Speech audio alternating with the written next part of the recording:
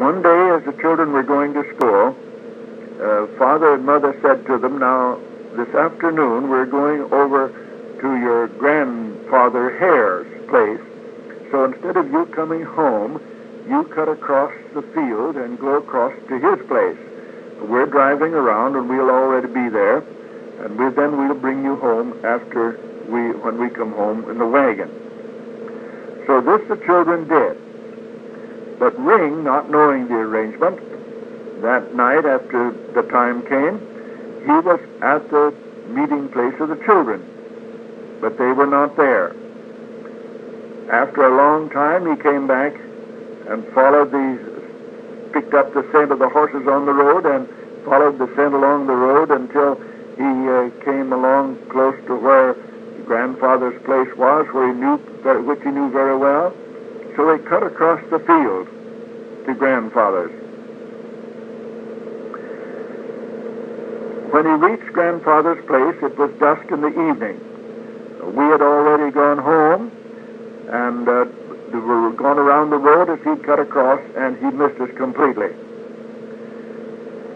Grandfather did not know the dog as the dusk of the evening, and fear of mad dogs, he took his gun and shot the dog and buried him. When he found out that he had killed a dog that is such a very great value to us, he was deeply hurt and very, very sorry. He never told us about it until years later. And then when we found out, of course, we were very readily forgave him for the thing that he had done that he did not know about. One of the events that I remember very distinctly that gave me a great deal of concern was one day Father was up on the roof of the barn repairing the roof. One thing that I remembered about my father was the speed with which he worked. He was always in a hurry, and he just worked at high speed at all times. And in the process, he hit his finger with a hammer. And he was a man who lost his temper very easily and got exasperated at things, and so he threw the hammer as far as he could throw it out into the field. Then as he sat up there on the barn, he didn't want to have to crawl down the ladder and go get it. So he called to my mother and asked her if she would get the hammer for him. And she said, "Where is it?" He said, "It's out there in the field where I threw it." Well, she said, "Why did you throw it out there?" He said, "Well, I hit my finger." Well, then she said, "You can just come down and get the hammer yourself." And she went back into the house. Just before she got into the house, my father said to her, "If you don't get me that hammer, I'll stay up here until I rot." Mother didn't say a word, but went on in. As I sat there and listened to that, I pictured my father staying up on that barn until he rotted. And I wondered how long it would be. I wondered what I would do for a father. I had a lot of wonderings about it. But after a while, I was glad to see my father go down over the barn, went out and picked his hammer, put it in his belt, climbed back up on it, and fixed the roof without any further difficulty. After Ring had disappeared, one day we found a little pup at our door. It was a water spaniel and a very cuddly little pup.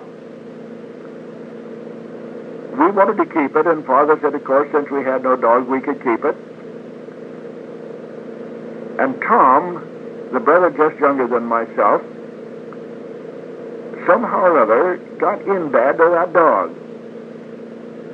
Tom was such a gentle little boy, a tender little boy in every way, and the pup was so cuddly and by nature very, very friendly. But somehow or other, they got very antagonistic to each other, and that dog would always bite Tom wherever he could and made life miserable for him. Several incidents are around that story between Tom and the dog that had been musing in the family for a long time. One day, Tom was asked to go out to the wood pile and bring some chips to start the fire in the cook stove. And he started out and found that the dog was lying in the path. And so he got up about 10 feet of the dog and said to the dog, "Curly, you get out of this path. This is not a dog's path." And his response was to growl at Tom. And Tom looked at him and shook his finger at him and said, "Curly, I'll make a bargain with you. I'll let you alone if you leave me alone." And it was answered by another growl. Tom walked way around Curly, got back into the path, went out and got his chips, came back again, walked around again, got into the path and brought his chips in. That was as far as we know that Curly and Tom got along all right at the path. Other incidents happened over and over again until one day Tom and Jim and I were down swimming in the pond that Father had dammed up to make a watering place for the stock. And we were playing in it and wading in it. And of course we didn't have any clothes on but a pair of overalls and a shirt, so that is easily thin off, and we got into the water. And Tom was over in the shallower part of the water than we boys were. He was not quite so tall, but he's down about his waist anyway. When Curly saw him and made for him, and he was just growling and beat the band, and it was very, very hard on Tom. And so Tom was scared to death almost, and so as Curly came or swam right up to him, Tom just grabbed him by the back of the neck and shoved his head down under the water and just held it there. Well, we told him to turn him loose because we knew the dog would drown, but Tom wouldn't do it. He was too frightened. He wouldn't do it. And he just held him there. By the time we got over and got the dog loose, he was drowned. Well, we put him out on the bank, and he was completely gone. We didn't know what to do, but we decided that we'd have to tell Father about it. And so Father made us take a shovel and go down and bury Curly way out in the corner of the lot. And that was the end of Tom and Curly's feud. On my birthday, on April 11th, 1889, I started to school. Mr. W.H. Latta was the teacher of the school. The school let out on June the 4th. And in the meantime, I had been in a pageant at school, or pantomime, and had been insulted very decidedly. I was asked if I would go up and play at the feet of Emma Carpenter on the stage, and they had put several interesting things for me to play with. And I said, yes, I would. So I went up there, and she was dressed as a grandmother with spectacles on, a long dress, and she had knitting in her lap, and she had carpet slippers on. And every once in a while she would stop and shake her finger down at me and shake her head for me to stop doing something.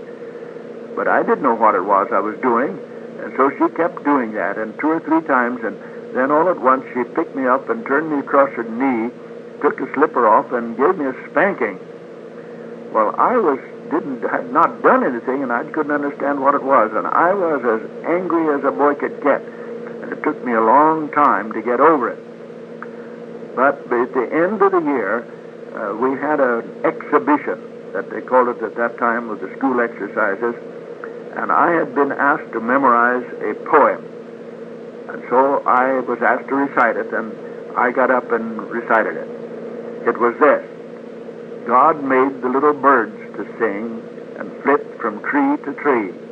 'Tis He who sent them in the spring to sing for you and me.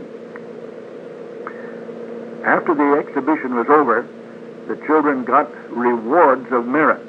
Those who had done well in various things had given a reward, and there was a picture of the teacher, and on there was a list of the students who were in the school that year, and my name was among them. But I did not get any reward. And so, being just the first thing in the first year at school, I put up a howl and bawled to beat the band. And so Mr. Latta said, "Oh, I'll give you a reward." And so he went over to his desk and sat down and signed his name to my reward of merit. I still have that reward of merit. Later, he moved to Pullman, Washington, and became a mail carrier and lived to be 95 years old, a very fine man in every way that you measure a man. The first Christmas that I remember was in the first year that we were on the Stainbrook place.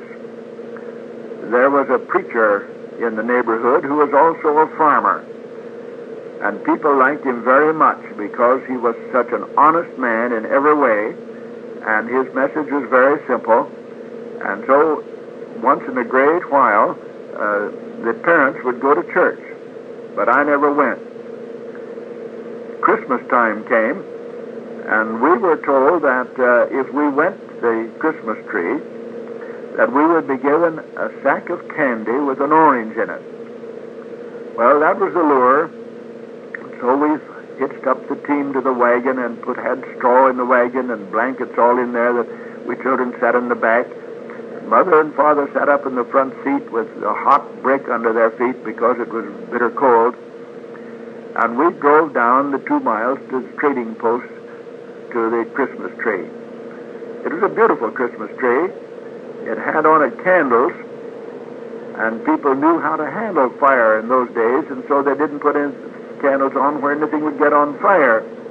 The tree was decorated with strings of popcorn sewed together and red ribbons and chains made into chains and scattered all over the place.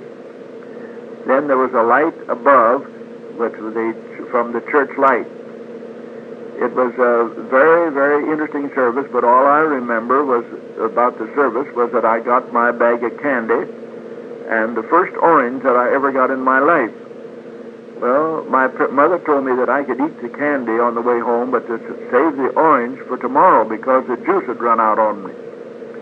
Well, the next day came, and I was privileged to eat the orange, and I ate it, peeling and all, everything about it, because that was the first orange I ever had, and I'm very glad that I did eat it all because it was a very rewarding experience to me.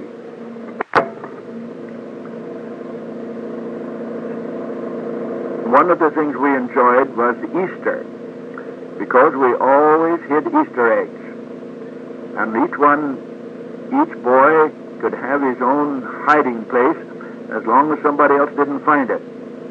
But one of the tricks it was is if you could find somebody else's Easter eggs, and you had the right to take the eggs and put them in among your own. Well, we had a lot of fun doing that at different times. And my brother Bill was perhaps the best at it because he would let us do the collecting of the eggs, and then just before Easter, he would go out and take our eggs and put them all into his. Well, we enjoyed the fun. It wasn't nothing against anybody if they'd take our eggs, because on Easter morning we all had a feast on eggs, and it was a very enjoyable family affair. Another thing we did on Easter was that the boys always went swimming down in the creek, no matter how cold it was, and sometimes Easter came earlier and it was maybe very, very chilly, but we always went swimming on Easter. It was never seemed to do us any harm. We seemed to be able to get away with it in good shape. One decision my father made was to, instead of selling the corn, he would feed it to cattle and sell the cattle. So he bought some good stock and started to feed these cattle, and did very, very well at it. Year after year, he increased the amount of corn to be raised in the food, for the other food for the cattle, and he would then sell the steers off at the most advantageous time for the price and the market.